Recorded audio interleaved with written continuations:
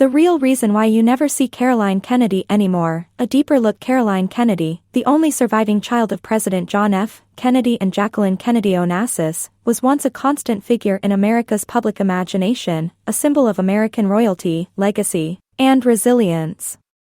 As a young girl, she lived in the White House, captured in countless photographs alongside her iconic parents.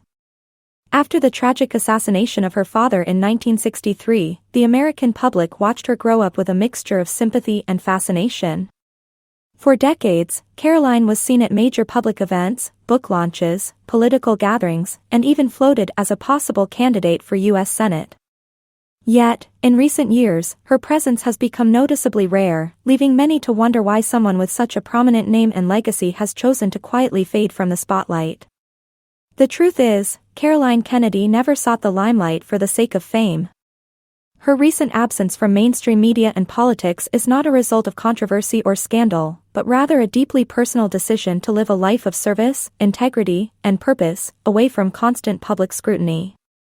While the world expected her to take on a bold, visible political career like other members of the Kennedy family, Caroline charted her own path, grounded in values, diplomacy, and quiet leadership. One of the main reasons you don't see her much anymore is her deep involvement in international diplomacy. From 2013 to 2017, she served as the U.S. ambassador to Japan under President Barack Obama, a role she took very seriously and one that kept her far away from U.S. media coverage. She moved to Tokyo, learned Japanese culture, and became highly respected for her diplomacy and tact.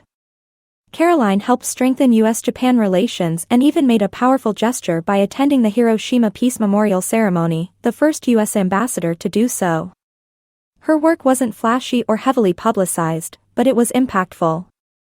After her time in Japan, Caroline returned to private life, focusing on advocacy, education, and philanthropic work. She stayed close to her children and family, and didn't pursue a high-profile political run, despite speculation. Many believed she would succeed Hillary Clinton as Senator of New York or even run for higher office. Instead, she chose the road less traveled, one of quiet service, deep values, and family focus. In 2022, she once again returned to diplomacy when President Joe Biden appointed her as U.S. ambassador to Australia, another important international post that requires long periods away from the U.S. public eye. In this role, Caroline has continued to strengthen international ties, particularly at a time when Australia plays a key role in America's Indo-Pacific strategy.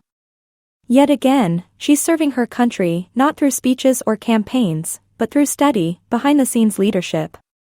Another reason for her limited public appearances is her deeply ingrained desire for privacy, a value instilled in her by her mother, Jacqueline Kennedy. After enduring tremendous personal loss, the deaths of her father, Uncle Robert F. Kennedy, and later her beloved brother John F. Kennedy Jr., Caroline has long chosen to protect her family from unnecessary public exposure. She raised her 3 children out of the spotlight, supported their education and careers, and kept her private life largely shielded from the media. In a world where many public figures embrace social media, Caroline has consciously avoided it. Today, Caroline Kennedy remains active in causes close to her heart, including education, arts, women's rights, and the preservation of her father's legacy. She continues to write and publish books, support the John F. Kennedy Library Foundation, and attend important national events when called upon.